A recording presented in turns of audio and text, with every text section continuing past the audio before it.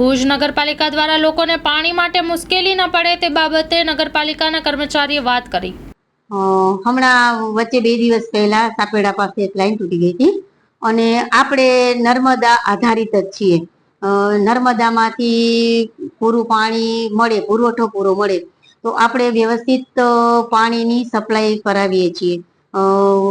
હમણાં પાછું આપણે રજૂઆત કરીએ છીએ ઉપરથી કે અમને પૂરતા પ્રમાણમાં પાણી આપો, જેથી કરી અને પબ્લિકોને કોઈને પરેશાની ન થાય. અને અમારી રજૂઆતો કરીને એ લોકોએ પાણી પુરવઠો આજે વ્યવસ્થિત આપ્યો છે.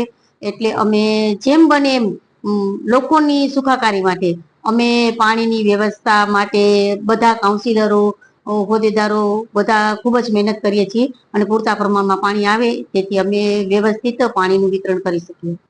અમારા તો પ્રયત્નો એવા છે કે 2-3 દિવસની અંદર અમે પાણી સપ્લાય આપી દઈએ. પૂરતા પ્રમાણમાં અમે મહેનત કરીએ છીએ કે જો પુરવઠો વધારે આપશે તો અમે 2 દિવસે પણ સપ્લાય કરી શકશું.